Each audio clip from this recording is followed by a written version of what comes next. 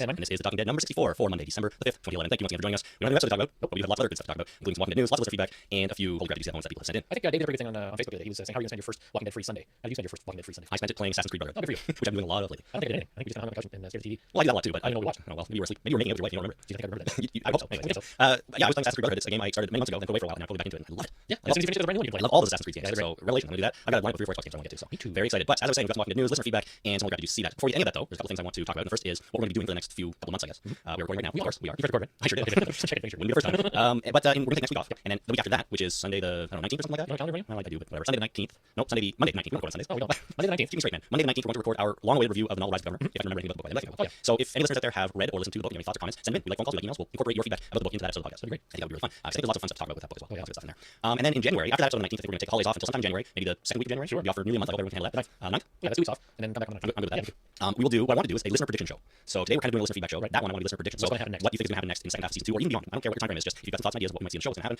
send them in and we'll get those on the show too. I've already got some thoughts. Well, good. Keep those on the download for now, and we'll get to them on January 9th. I will try and remember them. Did you say 9th? Yes. All right. Write them down. Take notes. You've got computer ready. Carry around everywhere with you. Put them in there. Yeah. But again, if you've got some thoughts or comments or predictions, get those into us. You know, if you're sitting around the table over the holidays, you're eating dinner with your family, your friends, and suddenly you'll be talking about Walking Dead, I assume, because you wouldn't do it. With family over dinner. Absolutely. And if something comes to you all of a sudden, get that in, pick up your phone, give us a call, or the voicemail. It's not rude to include absent parties in conversations if you're texting. It's socially acceptable. Becoming socially acceptable. Yeah, I learned that somewhere. They're remotely part of the gathering. That's right. In today's day and age. Yeah, so it's not rude to include somebody in a conversation that's not physically there. Or connected directly with you anyway, other than the phone or whatever. So yeah, make part of the conversation and become part of the conversation and send in your feedback. Very excited. Listener prediction show on January 9th. After that, maybe one more before season 2 resumes. Should we have awards? For people to get things right? We'll figure that out. That'd be fun. That would be How really do we come up with the list of predictions that people make, and if they're right, they get a press.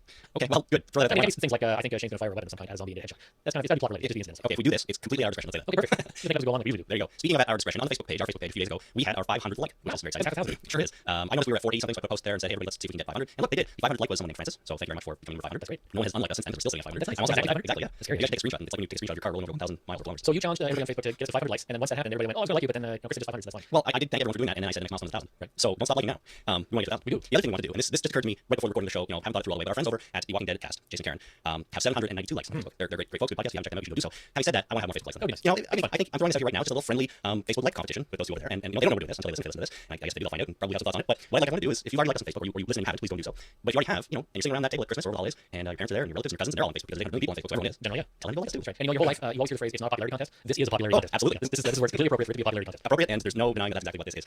Just want to have more likes than them, but I really like them too. So it's all in good fun and it's all friendly. If you want to like them too, hey, why not? Have you liked them? Have you actually liked them on Facebook? I sure hope so. I'm not sure I've liked the us on Facebook. I'm pretty sure I've liked them, and if you haven't liked us, go do that. Yeah, do that. And then Check that out. get your mom to, and get your wife to, and everybody. My mom's not on Facebook. Really? She's not Not on really? Facebook. Okay. I'm not even entirely sure she's on Facebook. She's heard of it, but I'm not entirely sure she knows exactly what the deal is. My mom, for the record's not on Facebook either. She just spies on people from my dad's Facebook account. So it's a little creepy. I'm thinking of unfriending my dad. Because Yeah, and it has a protest until she gets her own Do you know your dad's password for his Facebook account? There's a good chance I could guess it, but no, I don't. You should change it. That'd be funny. Anyhow, so one last thing on this. If we do get more likes than the Walking Dead cast, I'm going to figure out who the person is that puts us in front of them, no matter what the numbers are at the time, and that person will win a prize. And the prize I have is a Dale hat. Ooh. Yeah, it's branded Walking Dead, of course, but it's the hat that Dale wears on the show. So Dale's hat in the show is not branded The Walking Dead. no, that'd be a little too meta. That's a little self-referential. A little bit, yeah. This one is, but it's the same style hat. I don't know what kind of hat that is. Yeah. Anyways, I have one of those hats to give away. So if you're the person that pushes us past Walking Dead cast, which is currently sitting at 792, so we got a long way to go, then you get Dale hat. If it never happens, well, we'll find another way to do it. You know what kind of hat it is? A Dale hat. No, it's a Gilligan hat. It's just the rim is split down. If you flip the rim up, it's a Gilligan hat. As a bonus, Gillian hat / Dale. That's right. Very good. Okay, let's get into Walking Dead news. The Walking Dead news. All right, quickly, the ratings from last week, the mid-season finale, pretty much already are in. It had 6.62 million viewers, up a good chunk, with a 3.5 rating. Just as a quick comparison, their season 2 premiere had 7.26 million viewers, so still down from the premiere, but not significantly. I'm glad to see an infographic on this information. Yeah. Just like you plot this along on a graph, right? And you plot last year's episodes on a graph, and then you plot like an on a graph. You put a whole bunch of stuff on there. Just to have one big visual infographic on the Well, just for reference, you have the Monday Night Football on there that's a skyscraper compared to these. That's right. But you're right, that's a good idea. I should do that. I know Excel. I can draw a chart in Excel. See, get on that, man. All right, we're working infographic. Something to do with all this. Yeah. Last week's AMC Talking Dead show came in with 1.06 million and a 0.6 rating, so they're kind of holding steady too. They are. Yeah, there you go. Okay, next item in the news, and this item is rather spoilery, so if you're not cool with that, you might want to skip ahead. But SpoilerTV.com has some information on new characters that we are going to see in episodes 8, 9, 10, and maybe beyond. So if you don't want to hear about them, go ahead. But for those of you that do, here are the details. Now, IMDb, before we get to SpoilerTV article, IMDb lists a character named Tony in episode 8, which is the next episode, Nebraska. Right. Break. It's Tony Nebraska. That's his name. Tony Nebraska? Yeah. That's a good name. Yeah. Why not? And apparently Tony is played by Aaron Munoz, or Munoz, M-U-N-O-Z. Munoz? Yeah. Munoz? I'm not sure. There's a picture of him. He hasn't been in a lot of other stuff, but that's Tony. Now, SpoilerTV says in episode 9, and they found this information from some casting calls that were put out. Right. Episode 9 is looking for a character Dave, 30 to 45 years old, male, any ethnicity. He's a charming, friendly guy from a city in the Northeast. He's the kind of guy you'd like to have a beer with, and has probably spent a significant amount of time in low-rent bars. He's able to disarm with a smile, but can quickly turn dangerous, and he's a guest star. Nice. That sounds like me, except for the hanging on bars. It kind of sounds like our buddy Dave, 30 to 45, male, any ethnicity, charming, friendly guy from a city in the Northeast. Yeah, just with a smile hanging on lower bars. Absolutely. Maybe not so much anymore, but I'm sure it was Dave. Oh, yeah, that was a day. SpoilerTV, coincidentally, also lists a character named Tony. Okay. 25 to 35, male, any ethnicity, heavyset character. Dave's younger friend with whom he's traveling. Tony is quick-tempered and doesn't present himself as intelligent as Dave. He likes women and food and guns. He's from a city in the Northeast, also a guest star. So now they list these guys for episodes 9, and IMDb has Tony in episode 8, so it's probably the same character. Probably. And frankly, Aaron, who is listed on IMDb, does look to be a heavyset kind of dude. Is he 25, 35? Definitely. Okay. So, Is he any ethnicity? he is. Oh, great. He's any ethnicity. He fits the bill perfectly. He does. So there are 2 people that I guess they encounter pretty soon after the show comes back. Right, so we're gonna have some comic relief. We're gonna have the smart guy, dumb guy who likes guns. That's right. Women, food, and guns. Yeah. There you go. Or of mice and men type thing. We're gonna have to shoot him because he's just too dumb to live. I'm sorry, you're too dumb to live. Finally, in episode 10, Spoiler TV says that Randall will become a 19 to 20-year-old male, a scheming, earnest Southern kid with a slight Southern accent, who's thrown into a set of unusual circumstances given what has happened in our world. Actor must have a deep well of emotions to access with the ability to project fragility, inexperience, and ultimately strength and courage. This is not a handsome Hollywood man. Yes, star recurring for 4 episodes. There you go. So Michael Cera. Really? Well, Zombieland. Well, funny you mentioned Zombieland because apparently an actor has been cast, and this wasn't on IMDb. Spoiler TV let me know or posted this that Michael Zegan from Rescue Me, Boardwalk Empire, and Adventureland is going to be playing this character. That's right. We heard about that before. Did we? There was a mention of that guy from Zombieland. Or not from Zombieland. From Adventureland. Rescue Me. Yeah, Rescue Me. We talked about this before. I have a feeling we might have. Maybe, I don't remember where it came up from. And I don't remember at the time if we knew his character name or those details. No, we just knew he may appear in the show. Yeah. Okay, so this is I would say this is a true fact. A true fact, as opposed to false fact. There you go. So we've got Tony, Dave, and Randall showing up in presumably the first 3 episodes when we come back. So they're moving on. It seems to be none of these characters are named Tyrese or Michonne or Not a single one of these. or anything like that. But presumably we're going to get to those characters at some point. Not that it matters because it's a TV show, not a comic. That's right. All right, That's good. That's exciting stuff. No, it's good. I'm all for it. I'm all for it. You know, throwing these new characters to throw off the viewers a little bit, so we all don't think we're so smart and know what's going on all the time. That's nothing wrong with that. The Walking Dead has been nominated for a Satellite Award. The International Press Academy announced today their nominees for the 2011 Saturn Awards, and The Walking Dead was honored with a nod in television series genre category. The colon genre. Ooh, I suppose that's not exactly what we want. Like punctuation on audio only program is difficult, and sometimes it can be confusing. Well, I wanted to indicate that there's probably television series comedy and there's television series genre. So there you go. Okay, so right that time because it's not a colon, comedy colon genre. Other nominees in this category are Game of Thrones, True Blood, Once Upon a Time, Torchwood, and American Horror Story. So we get some pretty good shows there. Yeah. Except for Game of Thrones. Yeah. Ow. Jason Hurst for that. Yeah, I know. So good luck to Walking Dead in that category. We'd love to see another award win for the show there. Now, last time before you listen to feedback, there has been a ton of just crazy interviews lately because we've gone on hiatus, so everyone's talking to publications and Kirkman's out there and Hackers are out there and they're building hype exactly. So I pulled a bunch of quotes instead of going through every interview. I just pulled some quotes I thought were good from a few of them. I didn't even know where they're from, but here's what I got. Norman Reedus said, "The second half is just crazy. People are done talking. When we come back, trust me, there's nothing but fireworks." I pulled that because one of the big complaints that I saw about the first half of the season is that people thought it was way too talky. It was pretty talky. I mean, we're not a lot of walkie, just too much talky. Yes. So now we're gonna get walkie. Right, walkie head splitting maybe, I don't know. But it's important for this kind of show to have those periods of respite. Just kind of like, we found this place, let's try and make a life here, and then everything goes to hell. Yeah, that's kind of the nature of this kind of, or the nature of the comic anyway. So I'm not opposed to it being a little talky for a few episodes. no, frankly, it doesn't bother me. And the more they establish that sense of safety or whatever, the more impact the horrific moments tend to have. Yeah. Right. We were at this farm for a long time. People said, "God, nothing's happening. All they're doing is standing around bitching or going to for Sophia frivolously." And at the end of episode 7, she comes to the barn and they have to kill all the zombies and shoot her in the face. That was pretty effective. It was pretty effective. And even if they show it at the farm, and in the first time they show it at the farm, they're walking around, it's like, oh, barn full of zombies, bam, bam, bam, bam. There's no emotional impact to that. It's just like, oh, we found more zombies, we're gonna shoot them. That's gonna go real fast. They will. You move into an area, a bunch of zombies shoot them. Move into an area, a bunch of zombies shoot them. So this, having more emotional interaction, it gives it way more impact. Yeah, there's got to be more stuff going on than just shoot some zombies and keep going. Yeah, we can get to shoot some people and keep going. And have to shoot some people to move on. Yeah, that'll be crazy. Chandler Riggs said, "There's a scene coming up in which I asked Daryl if I can shoot the crossbow. And he tells Carl to go pester his father. That seems really cool for me because that was the first time Carl has ever spoken to Daryl. There's another scene later on with Walker too. That was fun. So it sounds like Carl's gonna get some action coming up soon. By action, I mean weapon and zombie action or Daryl action. I don't know. That's right. You haven't really interacted with Daryl. No, not at all. The question that the interviewer asked me, I think, was, "Is there any actors you haven't had a scene with that you really would like to?" And of course, Daryl was the one that he mentioned first. I think he said scenes with most of the other ones. So Daryl's always doing his own thing. So it should be fun for Chandler. Robert Kirkman says, "Moving forward, we're going to be doing things that will be reminding the audience that this is definitely a television show where anything goes and not to take anything for granted. These characters can do anything anytime. Rick and Morty splitting off for the betterment of their children and safety of their family is definitely a possibility." Splitting off. Yes, splitting off his family and going on their own. Really? No, he doesn't really mean this. I think he's just using this as an example of something insane that you wouldn't imagine coming that we might do. Right. He does. There's no way Rick and Morty and Carl are going to split off and go on their own. Well, that'd be kind of silly. It seems like it would be if everyone else is dead and they're all that's left. That'd be different. That would be cool. That'd be awesome. Well, in the family the first season, they split off. Yeah, the Morales Yeah, they left. Yeah. So maybe the Grimes will leave. They'll be in Shane be in charge, and Charles in charge, and then they'll have I can see our characters getting split up temporarily. Being in different places, like maybe they go hunting and get stuck or whatever, or they specifically go somewhere to do something. Like that happens in comic all the time. I can see that happening, but I don't think we're ever going to just lose track of one group of characters or follow one and not the other ones. We're going to stick. We've got our core group here, and they're either going to continue going on or they're going to be killed in some horrible way. Right. Finally, Robert Kirkman also said we're not going to be doing any big time jumps, whether we lose a day, hour, or if it picks up in the very minute after the scene. He's talking about the next episode. I wouldn't want to go way too early, but there's not going to be any massive time jump this season. Right. We're not going to jump forward or back. We might between season 2 and 3 have a big time jump. Don't know. We're not going to lose any time in this season. Well, we kind of got that feeling on the next time on video footage that they showed. That was pretty much immediately following what happens at the barn. So we kind of knew that. But at least this mid-season finale and this break that they're taking is not going to include time jump. And they rarely do time jumps between episodes. Rarely. I mean, it's not unheard of, right? So we could get 3 episodes or 4 and then time jump have 2 more, but it's pretty unlikely. Right? And he just says it's not going to happen. So who knows what will happen in the future? But at least we're not going to have any crazy time jumps before then. One of the things we're going to have to worry about potentially is Carl getting too old too fast. Yeah, well, Chandler getting too old too fast. Sorry, Chandler. Yeah, because we had that issue in Lost, right? If they don't do a time jump, kids they tend to look older real quick. Yeah, they do, and especially girls, which is maybe what they were thinking when they killed Sophia. Yeah, let's put her in. She'll be great. It's a good storyline, but she's just gonna get become a teenager way too fast. That's just way too aging. Too old, man. Get too old for this. All right, that's it for the news. If you have any comments, questions, send in your emails or phone calls. We'll get them on a future show. Now it's time for all the good listener feedback. Listener feedback. So I have done very little editing of comments for time this time. Okay. Not that I generally edit stuff very much. Sometimes I take out a paragraph or just kind of get to the point a little bit to keep short. Match the words together. Yeah, exactly. Stuff like that. This time I did a little bit of that, but not as much. So some of the emails and so on are a little longer than usual, but hopefully that's okay. Before we get to emails, we've got some calls. This one from Jason in Pennsylvania on why Otis was okay with shooting walkers with Shane. Hey guys, it's Jason from Pennsylvania, and I was just calling number one to say thank you for what you're doing. It is great to go so many years with some good Walking Dead podcast and discussion and reactions. So that's really good, and I really appreciate that. Guys, so thank you. Also, no one seems to mention it, but this was the whole Walkers in the Barn kind of storyline. Otis was the guy that was doing it. He was the guy that was gathering up these zombies before he was kind of off by Shane. But no one really mentions the fact that during that whole sequence when they went to go get the medicine that he's shooting off with the best of them. I mean, he walked along with Shane just blowing brains away. What were they doing? Just respecting Herschel's wishes? Is he does he not care about the zombie? He just dead to him. And I don't know what you guys think about that. And once again, thanks, and we'll talk together. Bye. So interesting point there. Yeah, I agree. It's something that hadn't occurred to me either. If personally everyone at that farm thinks, well, these people are still alive, we've got to save them, they're not really dead, we can cure them. It doesn't seem like Otis really shared that feeling. No, I don't either. They didn't think of it, or Otis really didn't necessarily agree. Yeah, we've never really had time to find out, I guess. Yeah. But he was the one, apparently wrangling the zombies in the barn. But he was also the one who was, had seemingly had no trouble going out and shooting them all down when they were at the FEMA shelter. He probably was out there looking for, when they ran across a couple of walkers that they may or may not know. There's 3 or 4 of them. Like, I know you, don't know you, pal. I know you, don't know you. Bang. And that was it, right? I'll only shoot my non-friends. That's right. Which is how you should live your life anyway. Really. Yes, don't shoot your friends. Shoot the ones you love. Love the ones you shoot. That's right. Anyways, it's an interesting point. I don't know if we'll ever really get any more information on that. Actually, the real code would be if you can't shoot the ones you love the ones you shoot. Right. Okay. Just to be perfectly clear. Close enough. All right, this call comes from Shannon in West Virginia. Hi, I'm Shannon from West Virginia. I just wanted to comment on all the controversy about Maggie calling Royce pills abortion pills. I was under the impression that calling them wasn't with social editorial or even editor's mistake. I mean, it could be just part of Maggie's personality, like calling something a cigarette, calling them coffin nails, like to the extreme, calling something like that. Maybe she just doesn't know the difference between the two. This last note is that I really enjoy the podcast. Y'all entertain me every Tuesday morning at work, and negative and clean and everything. That's just so raw. It's your theme, your personality is great. All right, and that's all. And bye from Charleston, West Virginia. Well, thank you very much, Shannon. I hope I got your name right. It was a little hard to understand at the beginning there, so please forgive me if I'm mistaken. But thanks for the kind words. And yeah, I mean, Maggie's, cigarettes are nails to your coffin. It's the same kind of thing. Maybe. Yeah, I think she was upset at the time. Clearly, she may have been using the most hurtful term she could come up with for what she had in her hand. Right. So yeah, I absolutely agree with you. Abortion pills. I mean, that's pretty harsh right there. It is pretty harsh, and she said it very loud. Maggie did? Yeah, she's one of the people here. So yeah, absolutely. This could have been just her using a term that was specifically designed to be hurtful, rather than truthful. Or as we have proven over the last few weeks, before this all happened, I had never really considered the difference between, I guess, abortion pills, morning after pills, either. It just never come up in my daily life. Well, who says pop culture can't educate you? Well, no, that's why we do this, right? That's right. So we learn the difference between the morning after pills and pills that cause abortion. To educate the masses. All right, finally, anything else? Or these cells. Yeah. Finally here, Carl from UK, who has emailed and called before, sent us this clip. Now, he said he was going to send us another one to address something else, but I don't think he had time, so this is the one we go with. Carl, if you're listening, and you have anything else to say, by all means, you know how to send it. So here's what Carl had to say.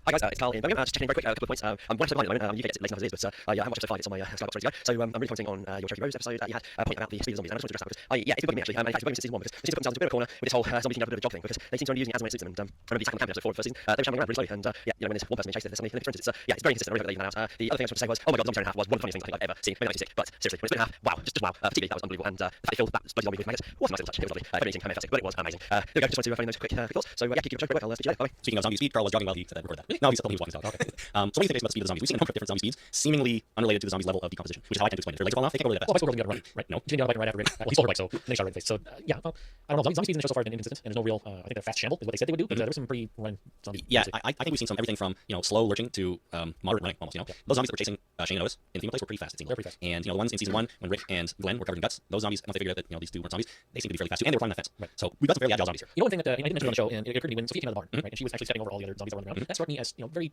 She was very capable of deciding where to put her feet so she wouldn't fall down. And I thought that was kind of interesting thing as well. Yeah, that's totally related to this too, because you often see in zombie movies and stuff like that, if there's obstruction on the ground or there are other zombies that have been killed, and the zombie coming behind will just trip over them and fall down. Right. Completely mindless. They just move and fall down and whatever. They walk into a wall and keep trying to go straight and not turn. The zombies that walk down aren't like that. No, they do carry residual memories though. So I think that this plays into that whole thing. They do have a memory of performing certain actions and apparently running and opening doors and various things. And stepping over the dead bodies. Yeah. So I don't know, a little bit more consistency I think would be nice if I had my way. But that said, I mean, they're trying to tell a story. Yeah, they're trying to tell a story. Slightly faster, slightly slower sometimes. I think I can kind of live with it. Yeah, I think it's more important for them to tell a story with as much drama as they can creatively put on the screen, rather than consistency in the. And it'll be boring after a while. Zombies can only shamble. Yeah. It's like okay. Oh no, they're coming. That scene in Austin Powers when he's driving the steamroller and there's a guy yelling, no! And then he's like way in front of the steamroller yelling. Right. Notoriously slow steamroller. Right. Yeah, they would get to that point eventually, right? And we have our characters, always being injured and not being able to open the zombies. We would get old fast. Yeah. Oh no, they keep stuck in my foot and I'm tangled up in grass and stuff. I can't get away from I stubbed my toe and there's a zombie 8 meters over there. What do we do? I have to change my saw. All right, let's get into some emails. Our first one comes from Monica in Texas. And she writes about Rick. She says at the end of this episode, the last one, I was reminded of season 1, episode 1. Rick has to shoot the little girl in the head in the opening scene. We know he has it in him. Shane wasn't with Rick until he made it to the camp. He has no idea what he's truly capable of. He doesn't kill because he's angry. He kills to be compassionate and for survival.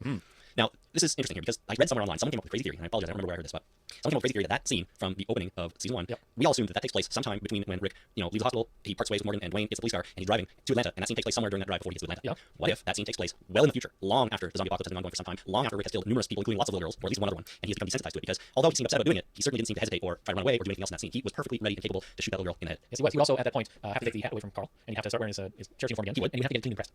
Okay, and fight a cop. not necessarily the same uniform. If his family is all dead, He goes crazy and irons his clothes all the time. who knows? I'm just saying. What if that's the end of the Walking Dead TV show right there? It's a very interesting theory. Can you imagine if that was the case? No, I can't. Frankly, I think it would be really, really nice. But I just think there's if they did, include that in the final episode of the final scene of the entire show, and after they've gone 7 years and they decide, okay, this is our 8th season, and we're just gonna call it quits, and they have that as the final episode or final scene. I think that would be. I think there's a lot of things that have to happen in order for that to occur. A lot of things can happen, including maybe he finds a whole uniform. Maybe he stumbles across another police station near where his home was, and he just goes, okay, well, I need a new hat and a new shirt and a new car. And well, that's what I mean. Like maybe he's so much has happened that he's completely gone insane or reverted back to what he thinks his life was before the zombie outbreak. I could actually get on board with that. If we actually have all that kind of stuff occur, and then he just kind of shows up and goes, yeah, little girl, children's face. I've done this before, and I've killed hundreds of people now, including lots of children zombies. Right. Shit, Taylor. So what? Yeah, so what? Anyways, crazy theory. But to Monica's point, Rick knows what he's doing. He kills to be compassionate and for survival, not because he's angry or upset all the time. Right, at least sometimes. So our next email is from Jennifer from unknown location or secret location. She wrote about Shane being alive. I just started reading the graphic novels too, and I'm really liking the way the TV show kept Shane on to represent the darker side that Rick went to in the books. It's like Shane and Rick are two sides of one coin. It makes it easier to visualize on TV than having Rick being conflicted in his own mind. Right. I mean, she's probably right. You can kind of portray that in graphic form a little bit better. Things like things like talking to people who aren't really there, stuff like that kind of thing. A little more difficult to do on TV. Not necessarily hard, because if you remember, Hurley spent a lot of time talking to Charlie and Lost after he was there. Everybody died. Well, that's true, I suppose. Including the guy that may not have been around ever. But it is a good balance here. We have good and evil staring each other in the face kind of thing with Rick and Shane. So I think there's lots of good stuff to explore between the two of them. And it's a good analogy. Two sides of the same coin. Yeah, I think it's All right, Beth from also in a secret location writes in about dog wrangling poles, shooting Sophia. Now she says the poles used to wrangle the zombies are called catch poles. Oh, excellent. Thank you for that. Catch, K-E-T-C-H. I'm not sure if that's the brand name or if it's just a word, but that's what they're called apparently. Never heard of it. She goes on to say, on behind the scenes about the scenes with Sophia, it was said that they're not allowed to show children being shot at point blank range, and that scene works similar to the opening scene on season 1 where you see Rick with a gun and you see the little girl get shot and fall back. You do not see Rick firing the gun and the girl being shot all in the same frame. I went back and checked. That is in fact true. However, on watching the show again, you do see Rick firing and Sophia being shot in the same frame. After showing him raise the weapon and then showing Sophia continuing to move closer, they pan back and show the actual shot. Wow. I went back and looked at that, and in fact you do too. That's true. So I don't know what changed.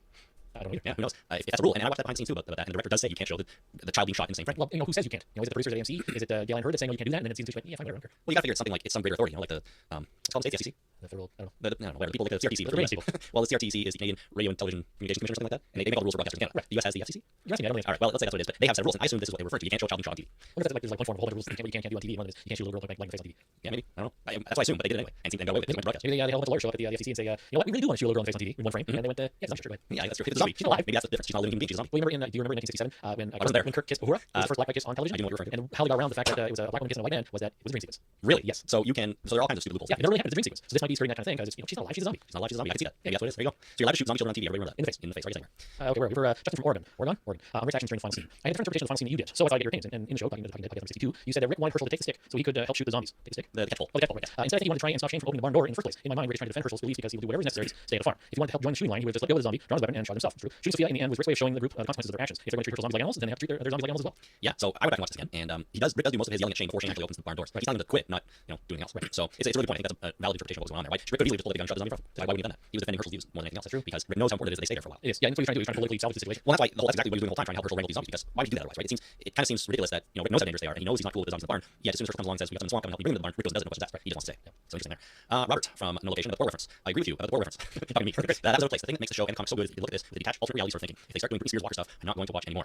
And someone called CJ Thrasher, good name, by the way, also emailed him about the Thor reference and said, if it were any other game, I would say it was just product placement. But Portal is the one game that has been such an odd pop culture phenomenon that I would qualify as a shout out to all its geeks who know video games. It also helps that Portal's maker Valve made 2 Left 4 Dead games, right? Which are zombie related games. You play them, right? I played part of both of them. All right, well, that counts as playing. But back to Robert's email. He said if they start doing Britney Spears Walker stuff, I'm not going to watch anymore. This is something we talked about too. We don't want to see the football player zombie and the rock star zombie. Right. All that kind And of the thriller dancing zombies. well, dancing zombies. At least they're not stereotyped. That's really hard because they're thriller dancing zombies. If they start doing the thriller thing, everybody's going to know that's thriller. Right? Yes, especially the music playing. Yeah, well, I'll start saying they do it. But we agree wholeheartedly that we don't want to see those typical zombie types. But the Thor reference still bugs me, and I wish it wasn't there. But I can live with it. I think it's okay. Yeah, I guess so. I mean, this takes place in the real world, except for zombies. Except for, yeah. Well, they have video games. Nice. Right. Alternate realities have to have a common starting point, right? Or else they're just completely different weird things in the world. Gelatinous oozes rolling around with dead gelatinous oozes attacking. No, it's of course the show has to be relatable to our reality. We just don't need video game references in a non-video game related TV show to do that. It would be silly if there were no video game references in a show, say like that one that you like, with the kids and they're all nerds. Oh, Big Bang Theory. Yeah, that video game references in a show like that, perfectly okay. That's right. Walking Dead. And they play Halo and they play Rocket and all kinds of stuff like that. So they do reference video games and pop culture all the time. Sure, and they're completely appropriate because these are the people they are. Right. Walking Dead, I don't know. They have bigger problems than just throw video game So references. they can start talking about zombie movies, do you think? Well, I don't think they can do that either because I don't think zombies exist in this world as a thing before the real zombie show. They never have. You know that? It rarely does that. Yeah, so zombies don't exist in zombie movies until zombies exist. I said it on Twitter. Mind better. Try again. All right, so we got an email from Gary from Georgia on real life gun training. This is something we talked about in a previous episode about in real life. We were talking about having Carlton too young to be introduced to a gun. She's awesome. Okay. You asked in passing how young folks start training kids on guns and in parts of the States. I'm in Georgia. We have a 10-year-old son and a 12-year-old daughter. It's part of life that we have guns around us here. Hunting is still a way of life, and the prevailing feeling is that a child that is unfamiliar with a gun is a child that can discover a gun and have a terrible accident.